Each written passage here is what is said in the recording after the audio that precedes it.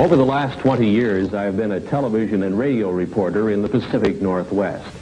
And during that period of time, I have passed along to the public hundreds of news stories from all portions of the world about the UFOs, the unidentified flying objects, the flying saucers.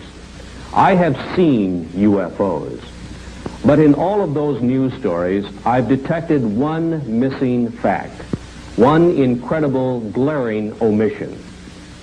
Not one world public agency or scientific group has even offered a partial solution to this most amazing mystery of all time. No public authority has told us who are the overlords of the UFO, and why are they here, right now, at this time. There is no Air Force defending any portion of this planet that can truthfully deny that the following documented incidents did take place and that similar incidents are taking place almost every day somewhere in the world. In the southeastern United States, military aircraft have disappeared, and UFOs have been connected with those disappearances. Near Pascagoula, Mississippi, 2 shipyard workers were taken aboard a UFO and given physical examinations. In 1976, in Kentucky, 3 women were taken aboard a UFO and terrorized while the humanoid crewman of the UFO gave them physical examinations. In Wyoming, in 1975, an oil exploration foreman, while elk hunting, was picked up by a UFO along with the elk and was medically examined and returned to the elk hunting area by the UFO crewman. In Arizona, in 1975, while working in open country, Travis Walton was zapped away for 5 days and kept aboard a UFO. A few weeks previously, near Alamogordo, New Mexico, a member of the U.S. military was examined by the humanoid crewman of a UFO. Rather than reveal that fact, the U.S. military found duty for Staff Sergeant Charles L. Moody in Western Europe. Before the kidnappers of the UFO, humans seem helpless. The largest circulation newspaper in the United States offers a $1 million reward for decisive UFO information.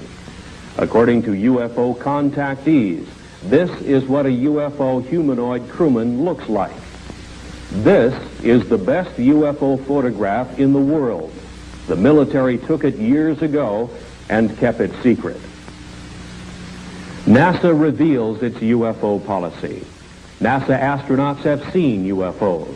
You learn for the first time what the Air Force Academy teaches its cadet officers about the reality of the UFO.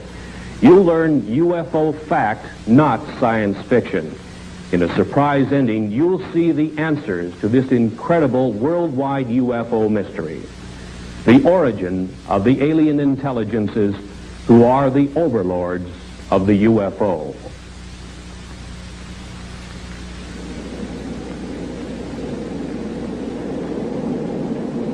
You know, Captain, I keep thinking about a real problem, and it's bugging me.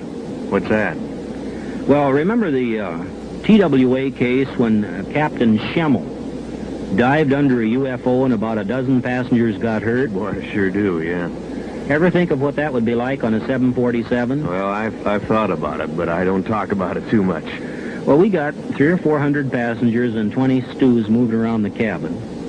Most of the passengers don't keep their seat belts fastened. Now, if a big UFO came on a collision course, and with a 747 cruising at over 600 miles an hour, we'd have just a couple of seconds to take an evasive action of some sort, a dive or a zoom. 300 people would be smashed around and a lot of them hurt. Some could be even killed. You couldn't tell what would happen in that cabin. Probably panic. Well, panic at the least, but you know, even if you got control and got down okay, the airlines couldn't hide a thing like that. But the FAA doesn't want to hear about UFOs, and they don't tell us, that's for sure. Now, if we talk about UFOs to the news media, we somehow get blacklisted and our jobs are in jeopardy. As an airlines pilot, no matter how many UFOs I see in the air, I'm not telling anybody about it. In the last half of this century, there has been one mind-boggling giant of a mystery, which has overridden the knowledge gathered by mankind through the ages. There seems to be no answer to the reason for the appearances of the unidentified flying objects, the UFOs. Public opinion pollster George Gallup reports that perhaps 15 million U.S. citizens, scientists, and other responsible observers have seen the so-called flying saucers, the UFOs. Who are the overlords of the UFO? What is their origin and their mission?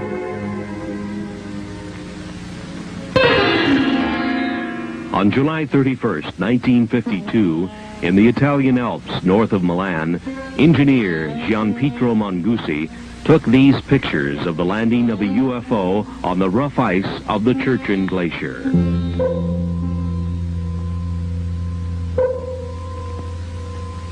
The UFO landing was only 3 minutes in duration.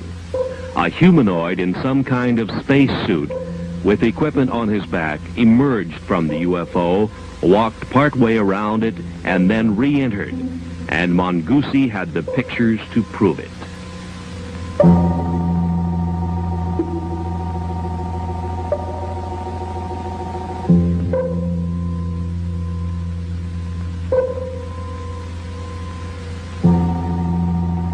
Verification of the origin of these photographs was made for the producers of this motion picture by a Swiss researcher and niece of psychiatrist Dr. Carl Gustav Jung, Miss Lou Zinstag. Since that time, world newspapers have made note of UFO stories in all degrees, from casual mention to news of an all-out UFO invasion. The mental health of UFO observers was questioned. From 1951, another photograph of a UFO from Riverside, California, showing the very significant bell-shaped configuration with 3 spheres projecting from its underside. This is the most familiar type of UFO and has been seen and photographed worldwide by UFO researchers. Who are the alien intelligences behind this type of space travel device? Are the UFOs friend or foe?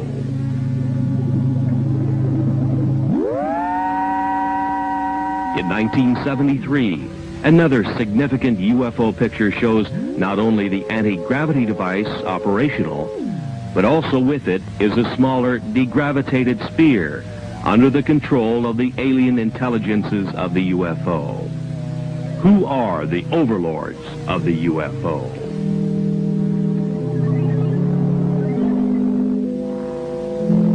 In the Mediterranean, on a Sicilian beach, 2 small UFOs in the act of materialization from another dimension are observed by excited local citizens. Materialization, a concept far beyond the understanding of modern science, but used by the alien intelligences of the UFO. A PhD in biochemistry on the faculty of the University of Oregon in Eugene took this picture of a UFO in the act of materialization from another dimension.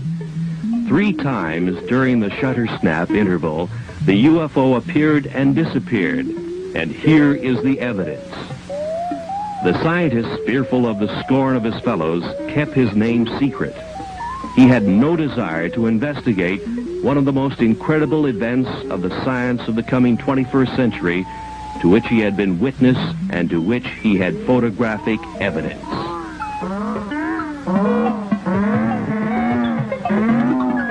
Kidnappings have occurred of military jets, people, and automobiles full of people. The military is helpless, and so are the police departments of the world.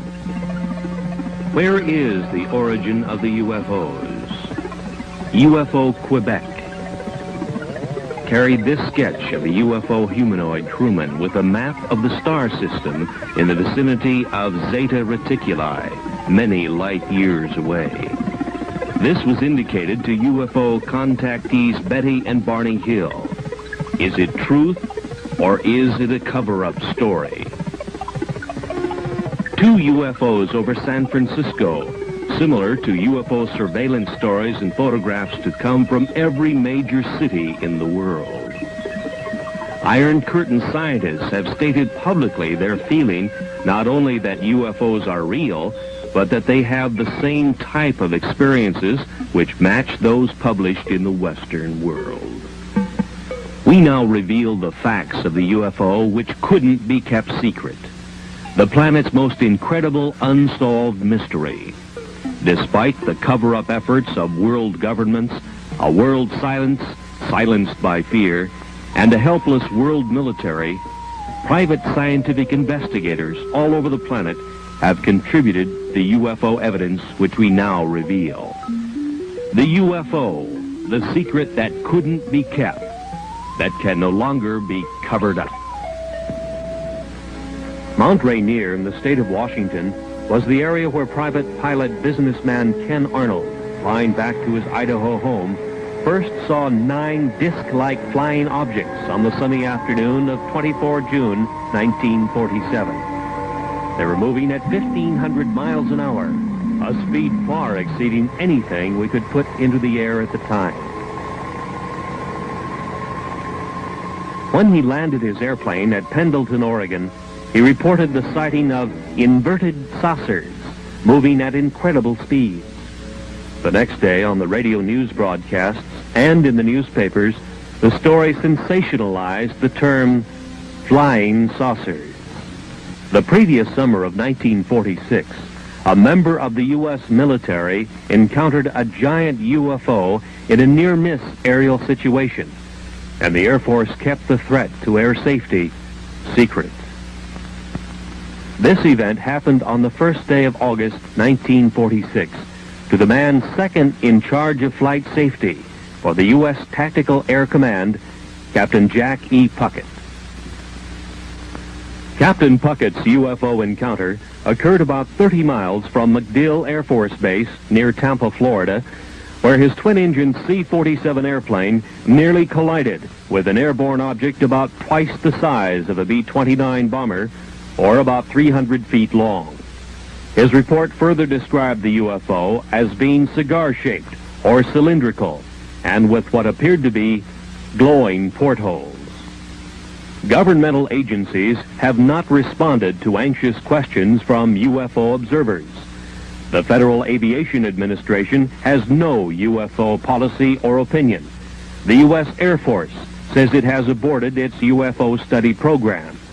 No answer has been publicly given. UFOs still continue to be sighted worldwide.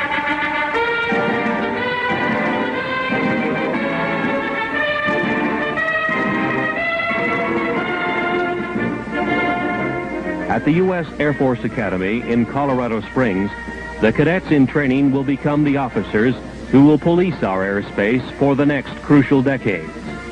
While in the air, in the most complex airborne machines that our engineering science can design, they will encounter the far more sophisticated UFO, which worldwide research has now shown can disable the most reliable electrical and electronic systems of an airplane.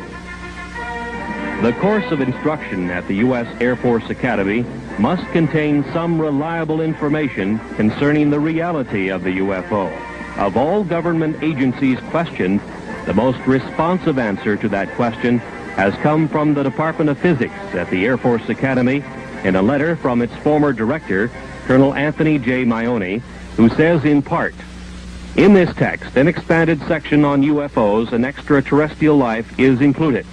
The section attempts to provide a hopefully unbiased summary of UFO information and concludes, the best thing to do is to keep an open and skeptical mind and not take an extreme position on any side of the question." To further expand on the background we hope our graduates will have, we invited and had Dr. Stanton Friedman visit with us last April. During his visit, he presented 2 large audience lectures and 2 seminars, essentially in support of his subject, Flying Saucers Are Real. I hope you gather that we do make a continuing and real effort to provide our students with all views of current topics. They are expected to come to their own mature conclusions based upon the broadest foundation of knowledge and information that we can provide. Yours truly, Anthony J. Maione, Colonel, United States Air Force, Professor and Head of the Department of Physics. He tells of the text, Introductory Space Science, and reveals exactly what the cadets at the Academy are being taught about UFOs today.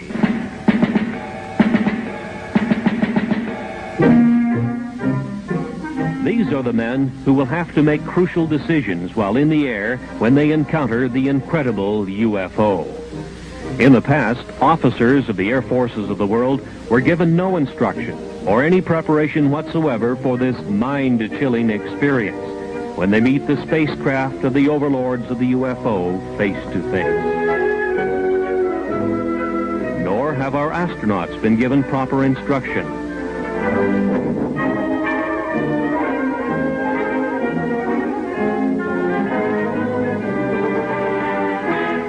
From Introductory Space Science, Volume 2, page 466.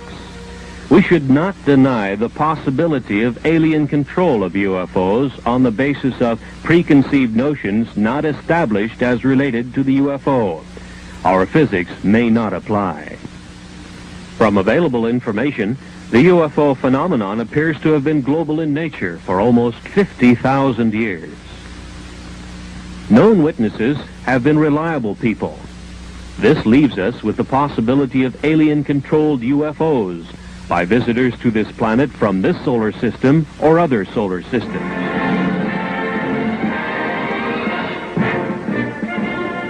The existence of at least 3 or possibly 4 different groups of aliens, possibly at different stages of development, which implies the existence of intelligent life on the planets in our solar system, or a surprisingly strong interest in Earth by members of other solar systems, the Air Force Academy text admonishes its officers in training to keep an open mind on the baffling subject of unidentified flying objects.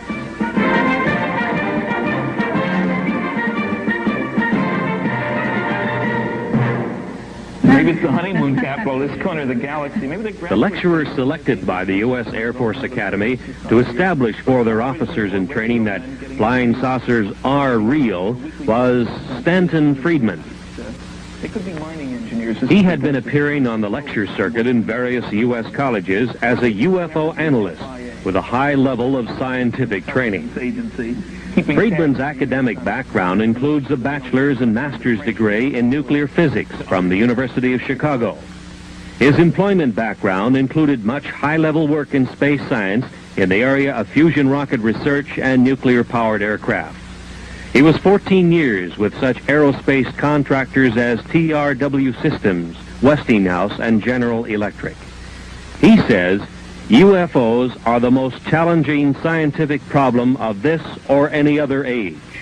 He made the following statements in public in Seattle, Washington, the home of one of the world's largest aerospace manufacturers, Boeing. The government has never really said what it's been credited as saying, that there are no flying saucers. They really word their press releases very carefully.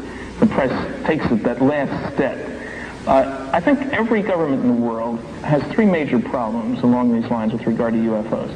One, they'd like themselves to figure out how it works, because it makes a great weapons delivery system. It makes anything we're flying look pretty naive by comparison. 2, you'd want to make sure that the other guy doesn't figure out how to duplicate their behavior, because then you have a defense problem. If he's got something that flies like these things, we got a problem because we can't handle it. And 3, perhaps most important, a kind of philosophical, political problem.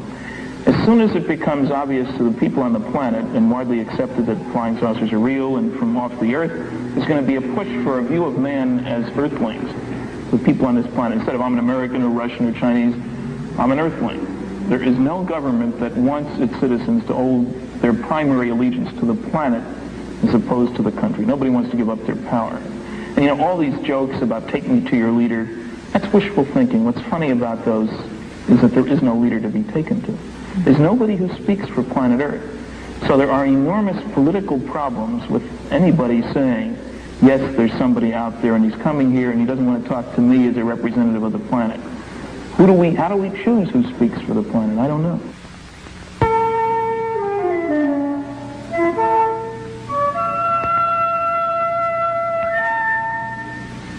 Since the 1950s, it has been easy to point to the millions of suns in space and speculate that somewhere out there is the home of the UFO.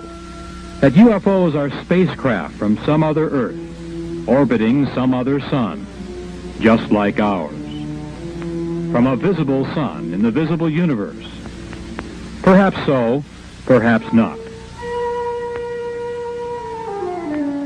But the UFOs could also be from an invisible dimension, in the invisible portion of the universe, which our science cannot easily detect. Perhaps one or possibly both of these concepts will one day be the explanation of the origin of the UFO. The Air Force Academy text on space science concedes that 2, 3, or even 4 levels of alien intelligences might be involved.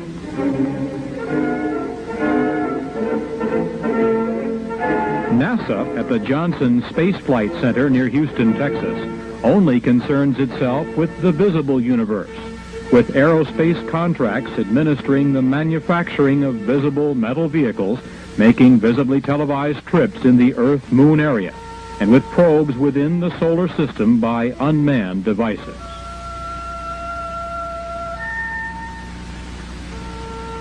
NASA astronauts in their Skylab make a track across the nighttime sky, lit by millions of suns. The activities of the astronauts are minutely planned and carried out, but the framework is that of Earth science as we understand and engineer its applications.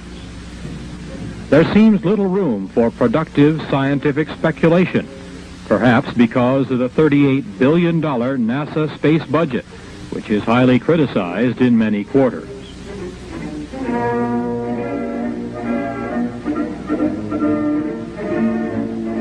It is difficult to explain why the planners of NASA's space program would refuse to admit the spacecraft capabilities of the alien intelligences who built this device, first seen over the Korean battle area in 1952 and photographed by the U.S. military.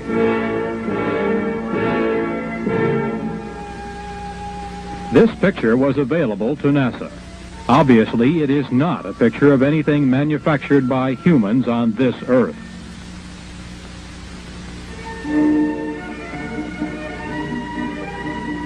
It was classified then and now as an unidentified flying object, a UFO. Can we now identify it? Is this actual photographic evidence that proves that alien intelligences use a spacecraft like this to travel from their dimension to our reality? Is a Watergate-type scientific cover-up involved? Let's now examine that possibility.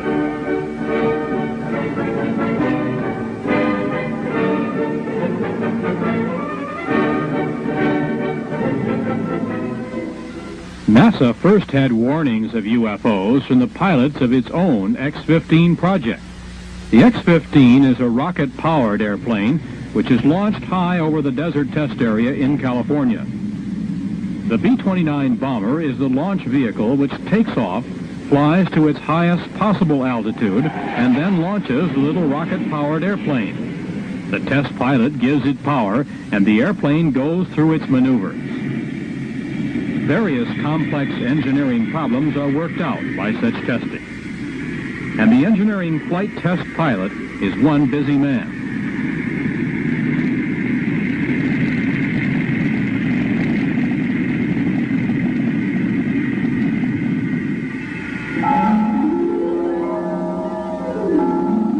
But on May 30th, 1962, test pilot Joe Walton photographed 5 disc-like objects from the X-15 rocket test airplane. The UFOs were very similar to the disc-like objects seen over Mount Rainier 15 years earlier by Ken Arnold. NASA made no public mention of what the discs were, their origin, or any scientific speculation whatsoever about this observance of their X-15 project by intelligences of the UFO. On July 17th of that same year, this time at an altitude of about 58 miles, test pilot Bob White noted that he had UFO company and photographed unexplained objects even closer to his X-15. Across the nation, news headlines state that 26 astronauts have seen and photographed UFOs. The public is puzzled by NASA's silence on the subject. The producers of this motion picture were answered on 2 occasions by high public affairs administrators of NASA, who stated, "It's not in our charter to investigate the UFO."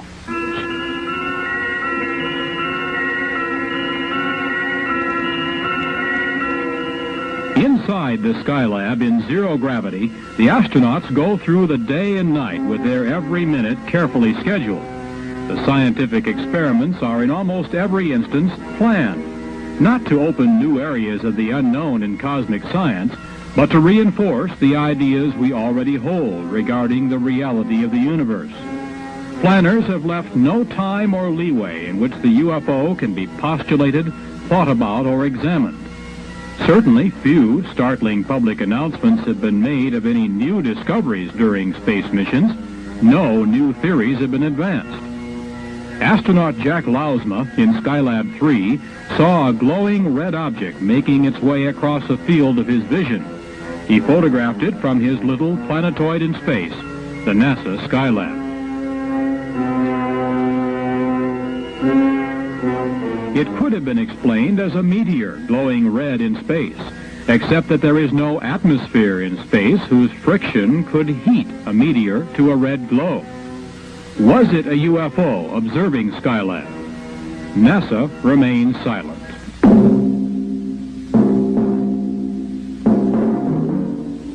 Complex instrument packages such as Explorer 10 vanish in space. Launched on the 25th of March, 1961, it disappeared, although its life expectancy was over 100 years.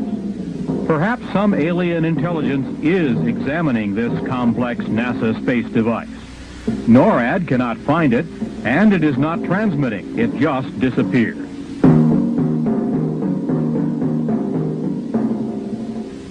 What is the photographic evidence that UFOs are watching our every space move? Why is it so hard for the project managers of NASA to accept the reality of the UFO? Is there a high-level scientific cover-up?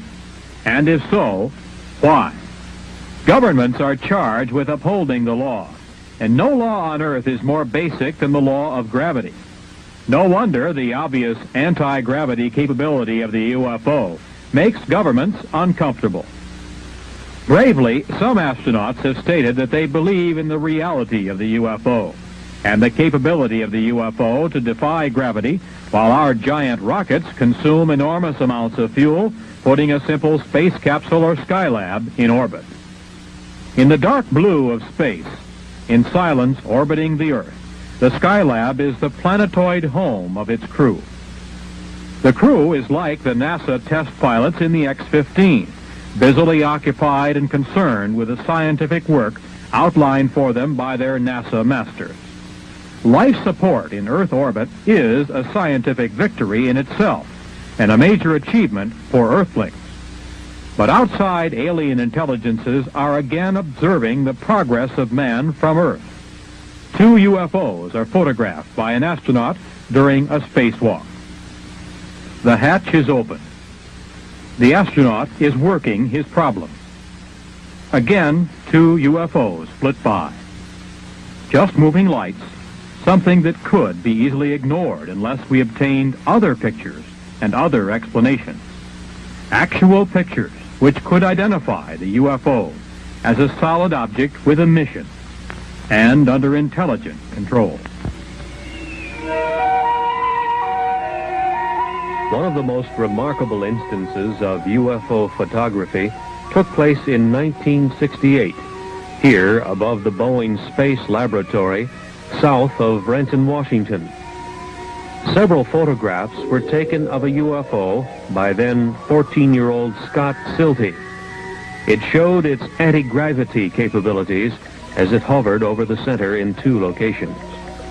His efforts produced probably the only detailed shots of a UFO materializing to show configuration and portholes. His junior high school instructor, Jim Holm, was given the negatives to develop. Holm said he didn't know what to expect, but became a believer when he saw what the young Silty had apparently captured on film. When they came in that morning and they said, hey, we got the pictures we were talking about, naturally, you know, junior high students, you're a little bit reluctant to believe everything they say. But then, you know, as things proceeded, what happened was I developed the pictures, and we know the results now. What is your impression of what that object is? I'm always hesitant, but I would have to say that believing the students and the type of students they were, it almost definitely had to be some type of a flying object. Right out there. Right. And it's a little eerie. The thing that shook me up at first is I was reluctant to believe them. And when I printed or developed the film, I really couldn't see that much.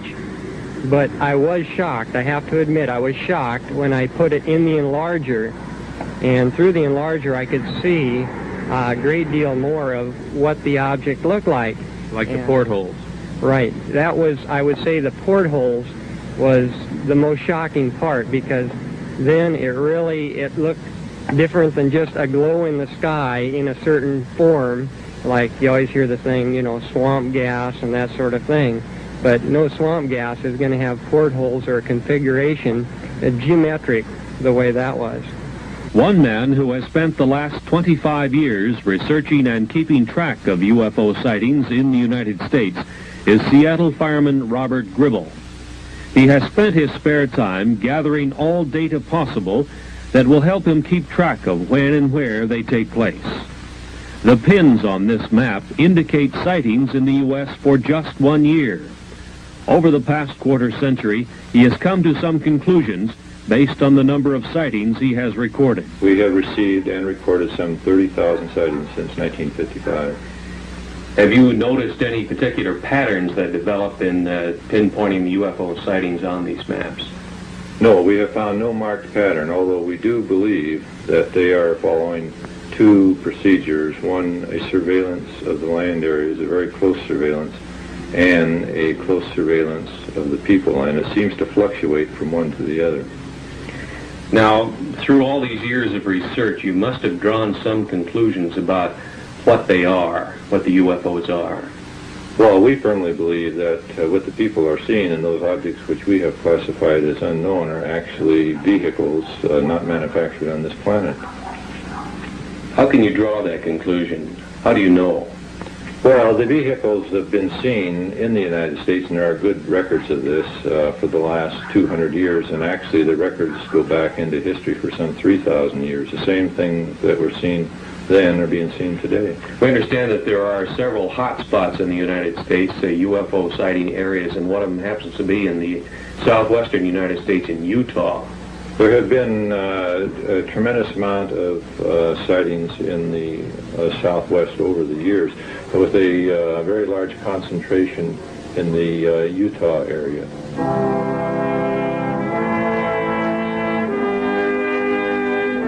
The Canadian UFO Report was one of the initial UFO publications to headline the story of the possibility that much of the early Mormon history tells of a contact with an alien intelligence, the angel Moroni. It opens the possibility that the founder of Mormonism, their prophet Joseph Smith, may have been one of the greatest of UFO contactees.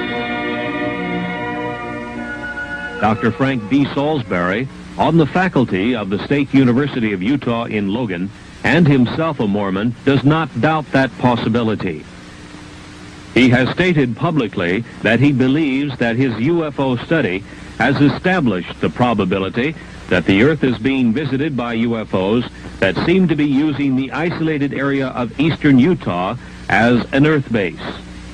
In March of 1975, a national tabloid newspaper circulated the following story of a UFO kidnapping.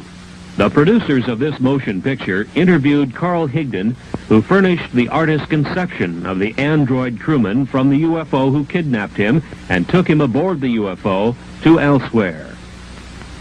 Higdon was given a physical examination in a tower by a huge TV-like eye, rejected, and was returned to the elk hunting area in Wyoming, where he was picked up. While on his 8-hour UFO trip, he encountered a teenage boy, 2 young girls, and a man in his 60s, also guests of the UFO intelligences. Upon his return, he suffered radiation symptoms with itching skin and burning eyes. Area Sheriff Ogburn and his deputy Ed Tierney investigated the incident. So did Dr. Leo Sprinkle of the University of Wyoming, who gives us this professional opinion as to the truth of this verified UFO kidnapping. To whom it may concern, my impression of Carl Higdon is that he's a man of integrity with average education, but a keen sense of curiosity about the world around him. He's an outdoors man and seems to have developed good skills of estimating size and distance. Although the sighting of a single UFO witness often is difficult to evaluate, the indirect evidence supports the tentative conclusion that Carl Higdon is reporting sincerely the events that he experienced. Hopefully, further statements from other persons can be obtained to support the basic statement. Respectfully submitted by R. Leo Sprinkle, Ph.D., the University of Wyoming in Laramie. UFO traffic in the Rocky Mountain area of Utah, Arizona, and New Mexico reached a high level in the November, December, and January period of 1975 and 76, with police departments reporting large cigar-shaped UFOs and other UFO types of spacecraft hovering for days at a time over cities in this area. 5 witnesses working in the open country around Snowflake and Holbrook in northeast Arizona had the most incredible personal UFO experience story to tell and passed lie detector tests in their telling of it before police and psychiatrist witnesses. 22-year-old Travis Walton suddenly disappeared one morning as the group was working in the open country. Dwayne Smith, Kenneth Peterson, Alan Dalis, Mike Rogers, and John Golette were involved in the significant UFO kidnapping incident in which a greenish blue light originating from a UFO overhead zapped Travis Walton into an invisible dimension from which he returned 5 days later. His brother tells of the incident. He spent 5 days on a UFO, he thinks. Now, there is some small time loss in there. But for all intent and purposes, he spent 5 days on there. He did come in contact with some beings that are human-like, but they weren't human.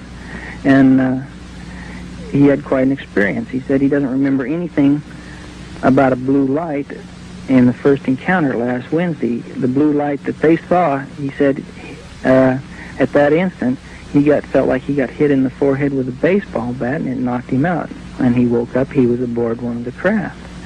And they never spoke to him. They led him around by the hand. They wouldn't talk to him. They showed him this and that. And when they let him off, he woke up. Did he say they were friendly creatures? Smiled all the time, friendly, never harmed him. They were just as nice as they could be. But there was a total lack of communication, either verbal or mental.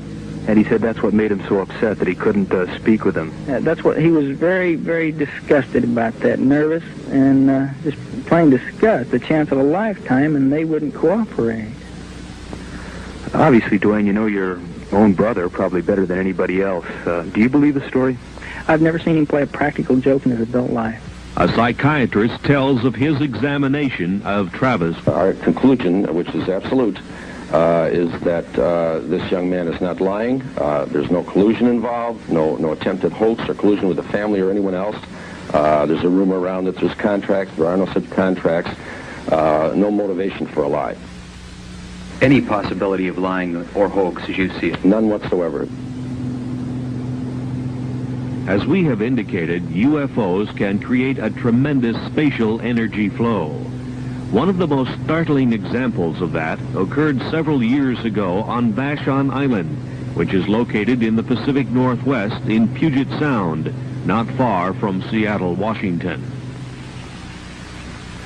It was near the tiny town of Vashon that several UFO sightings had taken place in the late 1960s. So the fact that local residents had seen such phenomena was not startling. But the fact surrounding one of the incidents was unusual, to say the least. So it was out in that area? On the night of the 19th of February, 1968, Detective Lieutenant Terry Ullman was dispatched to an old gravel pit area west of town.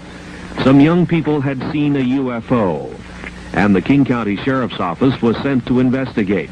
The temperature was 50 degrees. Ullman tells of what he saw. Well, there was a lot of ice. It really had no reason to actually be there. It wasn't that cold out. And did it have a certain consistency or something unusual about it? Well, it was 1.5 inches thick and was rather milky and bubble. Mm-hmm. And what was the impression that you had, or why did you have the impression that it was some strange phenomenon that created this? Well, I can't be sure about that, except it was entirely too warm out to have ice like that. One of the other officers had responded to a UFO call at that same location the night before. The UFO energy flow had apparently left a solid sheet of ice as it supercooled the area below the UFO as it took off.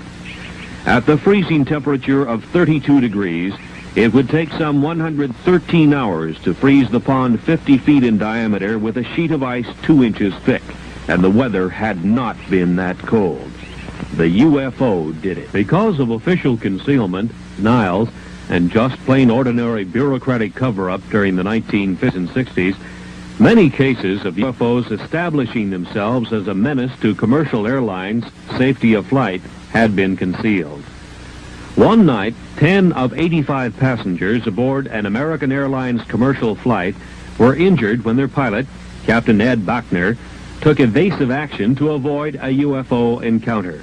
It happened to flight number 966 on the night of 17 July 1957 on a flight from El Paso to Dallas, just 50 miles east of El Paso over Salt Flats, Texas. The UFO continued along the Gulf Coast to Gulfport, Mississippi, where it turned north. Traffic control radar tracked the UFO, and the military was alerted. In the vicinity of Meridian, Mississippi, the Wing Intelligence RB-47 electronic surveillance airplane tuned in the UFO's emission on its ALA-5 pulse analyzer. As it moved west toward Dallas, Texas, the pulse train of the UFO was analyzed as having a 3,000 megacycle envelope, a duration of 2 millionths of a second, and a repetition rate of 600 times a second. This was identifiable electromagnetic emission from a UFO, which was also being tracked by military and Federal Aviation Agency radar.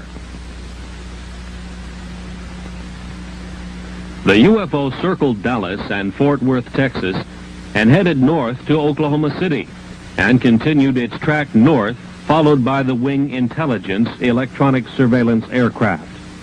This was continued until the U.S. Air Force plane was to run low on fuel near Forbes Air Force Base. At 1:45 on the morning of April 3rd, 1975, some 20 or more law enforcement officers in 5 North Carolina counties pursued a bright, glowing, unidentified alien spacecraft. Newspaper headlines told of a major incident which was, in effect, kept secret from the rest of the nation.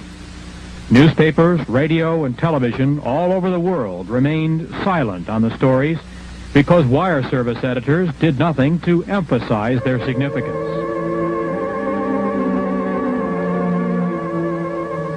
From police descriptions, the artist has been able to draw the lighted V-shaped UFO which appeared.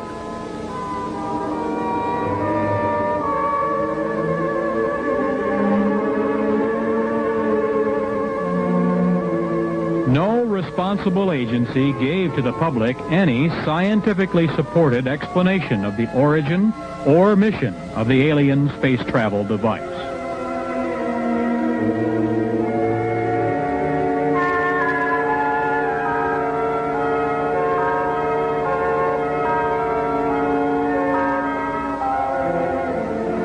The story was much the same 2.5 years earlier in Pascagoula, Mississippi.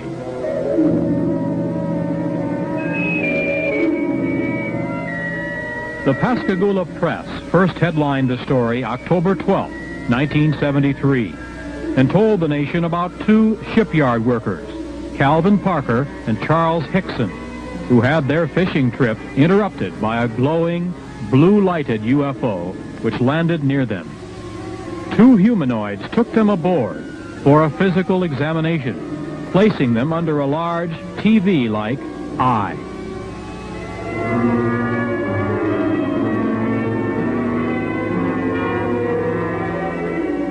Scientists were quoted as saying that the UFO report was true. NASA was supposed to probe, but didn't. Federal agencies were asked to investigate, but didn't.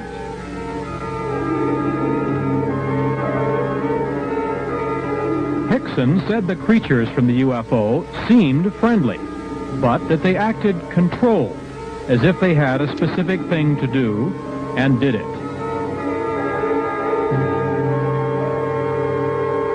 They were about 5 feet high, pale and ghost-like, with crab-like hands and rounded feet.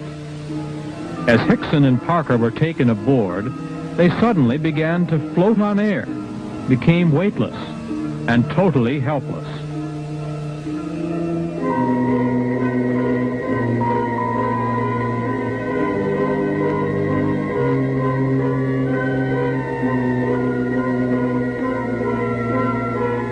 In the Gulf South, from Louisiana to Florida, hundreds of reports to police and sightings by police officers told of UFO activity that same night. No government agency concerned itself with this UFO kidnapping publicly. Luckily, Hickson and Parker were returned. But what of the kidnapped victims of the UFO intelligences who are not returned? Are the UFOs friend or foe? Or are they conducting a project in which humans become nothing more than guinea pigs? This is serious speculation. Kidnapped victims seem to end up on a missing persons list, and no agency on Earth can locate them. The alien intelligences of the UFO are from somewhere, either in our dimension or from another dimension, which is difficult for anyone to detect. Misunderstanding the complete dominance of man by the UFO intelligences led the city fathers of Ocean Springs on the Gulf Coast to seriously decide to solve the problem by passing a law prohibiting the landing of UFOs in that area. Alderman William F. Dale, Jr. thought the local police should be able to handle it. It almost became a law, but the mayor of Ocean Springs, Tom Stennis, broke the tie vote. He said, "Let's make them welcome." As yet, no world governmental agency has demonstrated the power either to make UFOs welcome or to combat their landings and possible kidnapping. It's obvious that humans are helpless.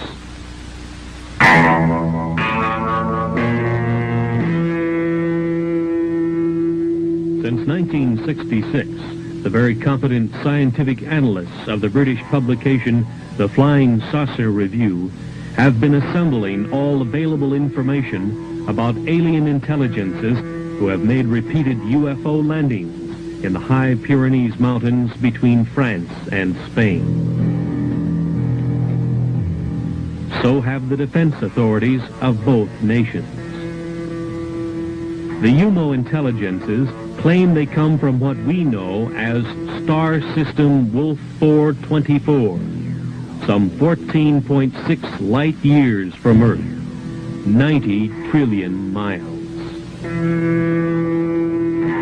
Near their home planet, their UFO space travel device enters a black hole in space. A giant energy whirlpool vortex, which hurls their spacecraft into another dimension in which time hardly exists. From this, they emerge into our dimension, into our solar system, and proceed to their expeditionary target, Earth.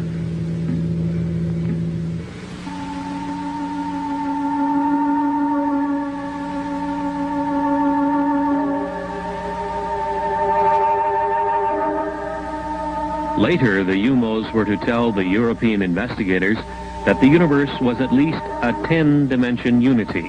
Perhaps even more, they were not certain.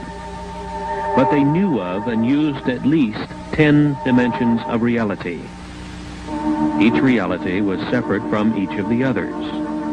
Each of the 10 realities had its own rules of energy manipulation.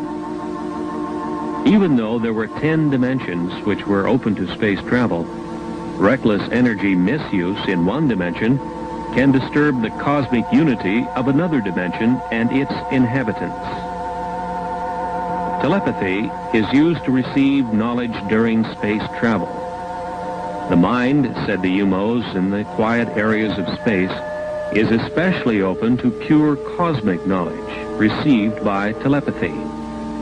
Any mentality can receive and benefit from knowledge received by telepathy.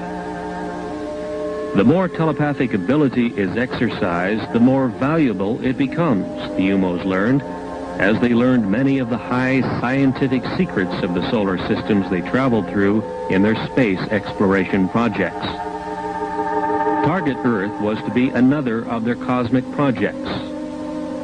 The UMOs first learned of the planet Earth, with inhabitants of some intelligence, in the Earth year 1950. They landed and left 8 of their males and females in the area which had high mountains between France and Spain. Since that time, they have studied the new planet and the method of mental understanding used by its inhabitants. They found Earth science could not account for cosmic beings like themselves. They have carefully made themselves known to certain people of France and Spain, about 30 in all. They have tried to understand the limitations which exist in the mind of man. They find human knowledge inadequate and much inferior to the cosmic understanding, which permits space voyages between the UMO position in the universe and the Earth.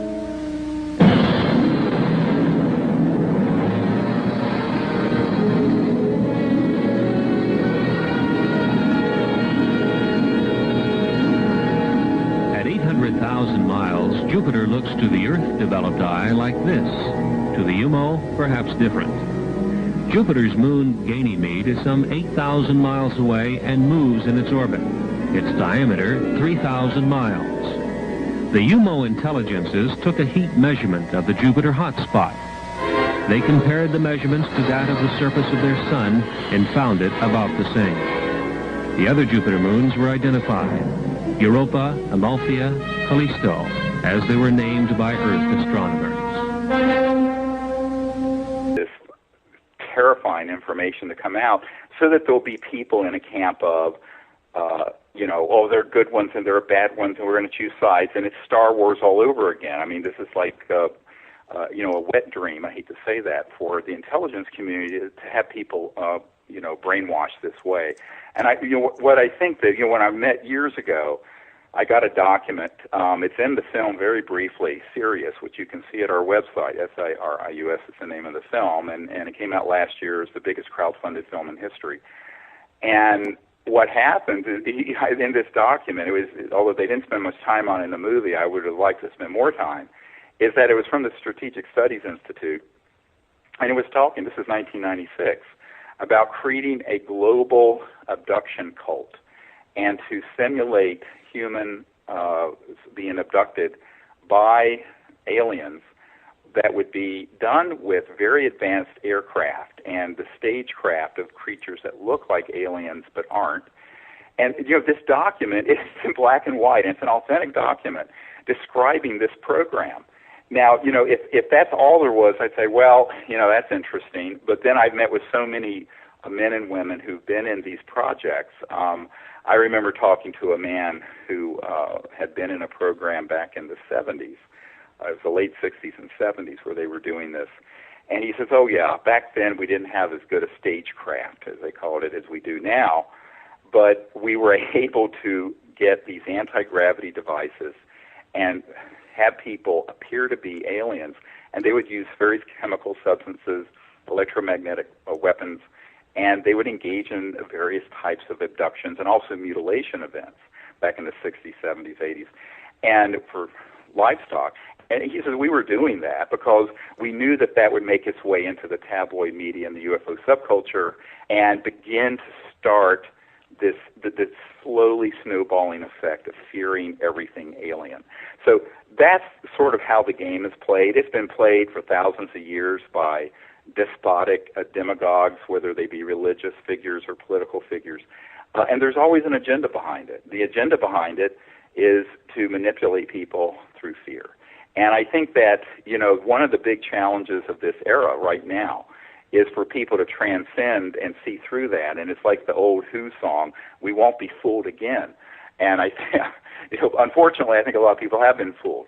And the idea that these programs aren't very well funded and extremely sophisticated in the technologies they have, you know, it's just a wrong idea. They are well funded, albeit illegally, and they are very sophisticated in the technologies they have and also in the ability they have to stage something and fool people.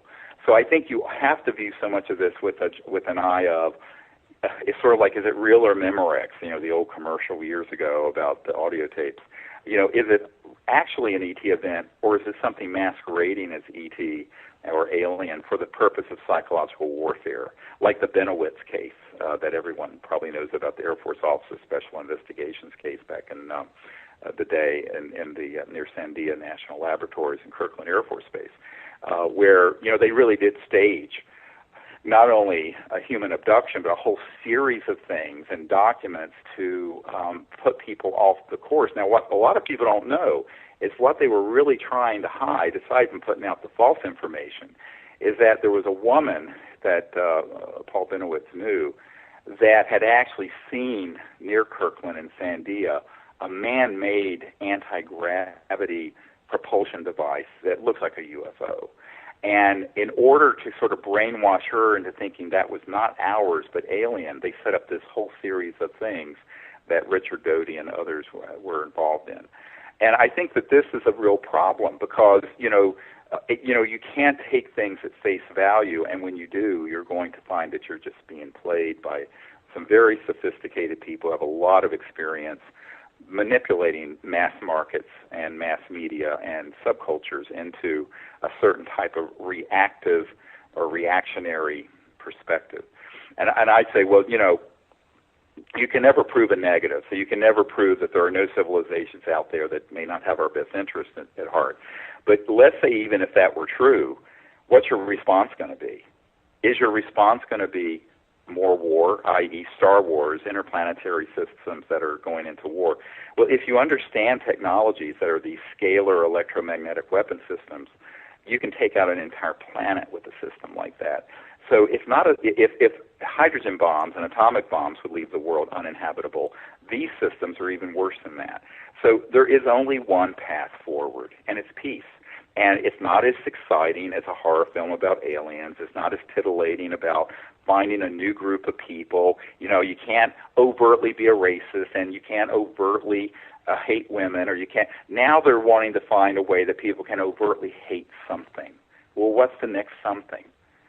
Well, it's another system out there, another star system that we have to hate. It's a very convenient thing. It's tragic, but it plays into this sort of collective experience of humanity in our recorded history of ethnic groups, religious groups, political groups going to battle, going to war. And you look at the last 100 years, you know, we've killed something like 200 million of our own species in warfare on this planet, and often for things that are just ridiculous. And yet that's something that is, unfortunately, one of the chief organizing principles of the current world order is an us versus them military, industrial, centralized governmental complex. And if they really want to be able to take that to the next level, They've got to find another enemy. So this is, I think, what's really deeply behind so much of the information that tends to scare people and turn people into these sort of dualistic camps of us versus them. Now, Dr. Greer, we are an extremely primitive species with this tribal warfare. Like you just said, these 200 million people that were killed. And obviously the next step in evolution is people need to realize that, we are the same because there's others out there. And isn't there some sort of federation, galactic federation out there that's awaiting us to ask them? Or are they waiting for us to have peace? There is. I mean, there's a very large network of interstellar civilizations that have been observing our development for a very, very long time. Now, my view on this, stepping back and looking at the last, say, 100,000 years, most of which isn't recorded, it's been a process of humans going from tribes to city-states, Greece and the Trojans, and then going to nations and nation building, and now to something resembling of an interconnected global society, although highly dysfunctional. And then the next step, obviously, would be to become interglobal, interplanetary. However, that ticket, to get to that next stage, the requirement is that you have become at least nominally civilized so that you're not murdering each other by the millions. We haven't made that leap yet. So unfortunately, our technology has advanced enormously, from, muskets and cannons and things of this sort in the 1800s and 1700s to thermonuclear weapons and things that are classified weapons that are even more fearsome, as well as technologies that are very, very advanced. So we have developed technologies ahead of our social and spiritual development, and that is exactly the window, that's exactly the period when a species such as ours is at greatest risk, not only to ourselves, but I know I sound like a doctor here, but not only dangerous to ourselves, but dangerous to others. Now, interestingly, if someone comes into my emergency department, I'm an emergency doctor by training, who's a danger to himself or others, they get committed to a mental facility. And, I had a friend who was a Harvard psychologist. He was hilarious, and he had an encounter outside Washington that was amazing. And he said to me, he says, yes, well, the Earth right now is the intergalactic insane asylum because we're acting completely like a bunch of crazy people. And I said, yeah, I know. So, one of the things is we have to become nominally sane. And it's not that we're going to all become perfect or enlightened. I'm not, and I doubt anyone listening is. However, we can at least stop murdering each other by the millions and setting up these systems that are designed to manipulate people into larger and larger and more expensive battles. And I think that's something that can only be changed by the people, because there's so much power that is centered at the top of this food chain of exactly what Eisenhower warned us about, the military-industrial complex, which is now the military-industrial financial laboratory research complex. And at the deepest levels of it are folks who really do want to be able to maintain control over not just American or British population, but a global population by presenting an existential threat that is not human. And I think that drives so much of the agenda of the false information, the concocted cases, the stagecraft. Now, have there been people who have been horrible victims of this? Yes. And, a lot of people, when they've heard me say this, say, well, you're not very sympathetic to people who've been injured or abducted. I said, no, I'm very sympathetic. Where I differ is the conclusion of who's doing it and what's behind it. There was a physicist who used to work out at Pine Gap, the facility near Alice Springs in the center of the continent of Australia, and brilliant man. And he was talking to me about how they had been manufacturing for years these creatures that look like aliens, but they're actually man-made kind of bio-nanotechnology creatures that have been used in abductions and have really been very persuasive for a lot of people thinking that they had an encounter with an alien when it was actually something that people were making that was some excellent stagecraft. And I say excellent in the sense of very well done, but diabolical and absolutely evil. And so I think that, until you get do a really good research on this and begin to drill down that, since the 80s there have been people who have concluded that, it's not just MK Ultra at the CIA that was doing experiments on people. There are all kinds of experiments that have been done with some technologies that most people wouldn't believe humans have. But it's because they're assuming that the technologies they know about, such as might be at MIT or Caltech or Oxford or Cambridge, that's the state of the art. It is not the state of the art. The state of the art of the technologies are unpublished in deep black projects that are in these underground facilities near Edwards and the Nellis Range, what people call Area 51, but nobody in the business calls it that. And these technologies that are in the hands of the big corporate titans, such as Lockheed Martin and Northrop Grumman and SAIC and E-Systems and Raytheon and on and on and on. Those technologies are highly classified and are, most people, if they were to see them displayed, would say, oh, that's got to be alien. Well, it's not. It's just that they don't know how far these technologies over the last 50 years of studying, not just science in general, but also recovered and downed ET craft, have advanced, and they are substantial. So this substantial growth in technology that's classified and is not known by the general public would almost certainly fool anyone who would see it. I remember back in the early 90s, it was after I briefed the CIA director for Bill Clinton, I had a man pull me aside. He says, we have technologies that are so good that if we want to have somebody have a conversation with their personal God, a Jesus, a Buddha, whoever, they'll have it, they will think it's real, and they will pass a lie detector test that it happened to them. He looked at me square in the eye. This guy, it was chilling. And I said, what are you talking about? At that time, I thought this has got to be nonsense. And he went through a lot of this, and I went, oh, my God. I mean, and this is why, research on this issue is not simple. It's like an onion you pull back, and you pull back 38 layers, and you think you've reached the core of it, and you've got 50 more to pull back. So it's not a simple issue. Let me ask you this, Dr. Greer. You're saying that the technology is so superior right now that they can mimic an alien abduction, mimic UFO flights and anti-gravity and this. But when you're doing your summoning events and having your CE5, could this be possible again, technology that might be man-made and you might be, being deceived again? Oh, absolutely. In fact, we've had both happen on the same week-long training event. But by the way, I just want to mention to people, there are 2 spots still available for the week after the Joshua Tree event. We're going to do the thing that Sunday night's open to the public. Then we're going to do a small team training for an entire week up in Joshua Tree that begins that night and goes for an entire week to the following Sunday morning. And that's limited to, I think, about 25 people. But there are 2 spots left, so if anyone has that week and wants to do it, they can go to SeriousDisclosure.com and find out. But we have had that happen. I'll give you a great example. One time we were up in you probably know where Sedona, Arizona is, and we were up in that area, and we had an amazing sighting and contact with actual ET craft and these translucent beings that were around us, very ET.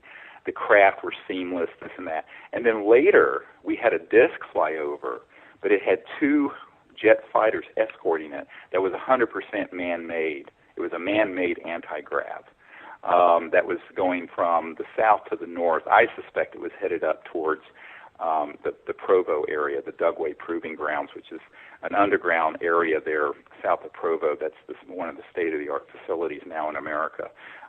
Most people don't know about. They always think of Area 51. I say, yeah, that was a cool place in the 60s and 70s. But so this event, everyone there are like 30, 40 people there, looked up and they, what the hell is this? I said, well, that's one of ours.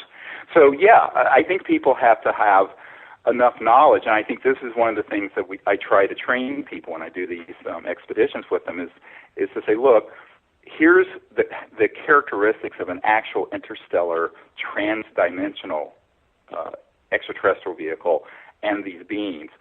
Here's what we have that I know about that are classified projects. there are distinguishing characteristics. Now, if it's too far away and there's not enough information, you have to say, well, gee, I don't know if that was one of ours or one of theirs. And I think that, but if you don't even have that, in medicine we talk about differential diagnosis, so that if somebody has chest pain, there are like 115 things that can be. One of them is a heart attack. But if you don't know about the other 114 other things, you're going to miss a dissecting thoracic aneurysm, which is, of course, what killed Princess Diana. So you have got to have enough knowledge and information. What I find is sort of difficult in the UFO subculture is that people aren't drilling down at the depth that they need to, because the people studying new energy and anti-gravity and secret aircraft programs don't give much. Some of them don't even think any of it's ET. A lot of the people involved with the ET and so-called alien issue don't know about the other. You really have to put all of it together in a comprehensive bit of information, and this is what I've been trying to bring forward. It's difficult because people want simplistic answers, but it ain't simple. If it were simple, this problem would have been solved before I was born in the 50s. So I think that's why we as a people have to begin to say, this has got to be childhood zen now. We have to have a mature understanding of this issue, but not only in terms of how interstellar civilizations might appear in our time and space and how we might make contact with them, but what are the capabilities within the deep black programs at the Lockheed Skunk Works inside what's called the Cube, the big underground cube area near Edwards Air Force Base. What are the capabilities within, out at Pine Gap in Australia? What are the capabilities that are electromagnetic weapon systems or systems that could simulate an event? You have to know all of this in order to actually go out there and understand what's happening. And if you don't have that comprehensive amount of information, it's like a blind man holding on to an elephant, and you may be holding on to the back end of it. So I think it's a complicated issue. It's not insurmountable, but one can't take a facile, and it's not a trivial issue to get all this information around into a comprehensive paradigm. And that's what I didn't know 24 years ago when I started the Center for the Study of Extraterrestrial Intelligence and the Worldwide Disclosure Movement. I knew about some of this, but between 1990 and the year 1998 or so, I went through a very steep learning curve from people who were on the inside of these projects. I mean, as you know, I have an uncle who was Northrop Grumman and worked on the lunar module, the thing that put the first man on the moon. So I had a lot of contacts. When I began to learn what our capabilities were that were classified, that are 100% human, I went, oh my God, this is a really complex issue. It's not as simple as people think. So when I know Dr. J, and we have some guests on the line that want to get some questions into you, Dr. Greer, like Johnny Webb all the way from the UK, but I wanted to get this in. The false flag event, is it on or off the table by the powers that may be? A major invasion, CNN posted, and then there it is. Everybody knows that here's the extraterrestrial. We know we're not alone. Is this on the table, off the table, and how are you going to know if it's not legitimate, if it's one of ours or if it's the real deal? Well, first of all, interstellar civilizations have no need to invade here. I mean, I think, with all due respect to Zachariah Sitchin and others, no civilization needs to come here to get anything we have here. We don't need to be turned into slaves digging up gold.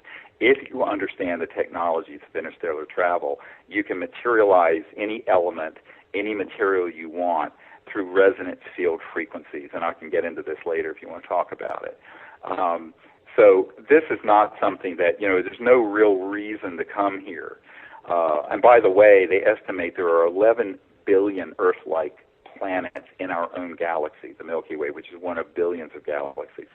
So anything that's here on this planet is abundant throughout the universe. So there's no need, if you can travel from one star system in one point in space-time to another by going beyond the speed of light through these other dimensions, there's no reason that there'd be that kind of an event that would be for their own self-interest, number one.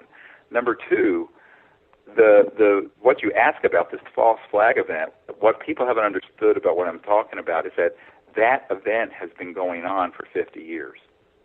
In other words, since Eisenhower lost control of these covert projects in the 50s, they have been putting out disinformation that has been tailored to create within the Hollywood, science fiction, and UFO subcultures this sort of aura of fear and of alien invasion and fearing all things alien. And I think this is something that people don't understand. It's a long-term project. So Werner von Braun, when he was talking about this, he was talking about it, in 1974. That was 40 years ago. So it isn't like this is something that's just like a singular event that's going to happen. It's an ongoing disinformation and counterintelligence project that all of us have been victims of. Are they going to get it on a world scale, though, like CNN all at once? Is that on the table, or Sure, that's something that I would say that's something that's possible in the future, and I think people would have to be very, very careful about how they evaluate what's going on. I mean, I wish we had been so careful about the claims about the weapons of mass destruction in Iraq before we went up and completely dissembled that country. And look what we have now, probably what's going to become the biggest terrorist and radical state in the entire world, much worse than Afghanistan. So I think that what people have to begin to do is they need to question this. And if it's on CNN or any other major network, you really need to question it. I hate to say it, because, those guys are often just basically taking dictation from the right hand of the king. And I'm quoting, that what I just said, taking dictation from the right hand of the king, is what a very good friend of Mike Wallace at 60 Minutes told me up in New York back in the 90s, a guy named Schwartz.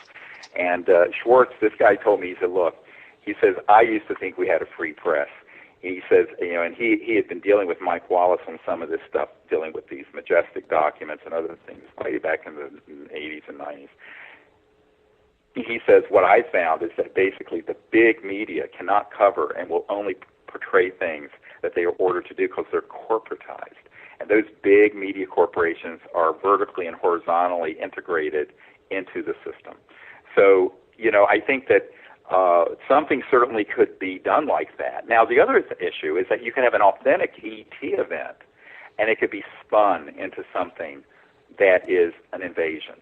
For example, I'll give you a great example. Back during the darkest days of the Cold War, as you know from the Disclosure Project witnesses, then many of our intercontinental ballistic missile, our nuclear missile silos and facilities were overflown by ET craft. A number of cases where, like in Minot, North Dakota, where you had 16 to 20 intercontinental ballistic missiles, thermonuclear weapons, that were rendered unlaunchable all at the same time. Now, at the same time, the same era when that was happening, Sam, I remember talking to Sam Donaldson of ABC News about this, that was going on in the Soviet Union with their nuclear weapons, but in a different way. And basically, a captain who was there in the Air Force at Minot, North Dakota, said he really felt that the ETs were saying, don't blow up this beautiful planet. But if you do launch, know this, we can intervene so you don't destroy all life on Earth, because this Earth is precious. He really got that vibe. And I said, well, of course that's what they were saying. If they wanted to come in and just invade and sanitize the whole Earth of all this stuff, they could do that probably in a couple of nanoseconds. The problem is that would look like an invasion. So it's sort of a catch-22. They're waiting for us to fix this problem, because if it's done from outside, number one, we're not going to learn any lessons and evolve. And number two, it will be portrayed by these special interests as an invasion when it isn't, when they're simply trying to help or prevent something disastrous. So I think we have to look at this in a much wiser way than the paranoiac and sensationalism that permeates this issue right now. And that's one of the more difficult things for people to accept, because to be thoughtful about this is really difficult, and to be reactionary is predictable, but cliche. Dr. Greer, we got a break in a couple minutes, but real quick, I wanted to give Blake any last words before he goes. Well, certainly we're going to be getting on location and working on our latest production. It's a feature-length film. Everybody keep an eye out for it, Hangar 52. And, yeah, Dr. Greer, I think you're going to dig what you're going to see in this film. Maybe you don't quite know the angle we're going to go at it, but definitely it's not a horror movie, but it is a thrill ride, and it's inspirational for humanity. Do you think there's good people in power that, they're looking out for the human race, and that's why everything's still together? Everything's not falling apart yet. Are they still in control? Well, control is a very big word. I would say there are certainly good people in all walks of life who want us to make it through this challenge. And, a few months ago,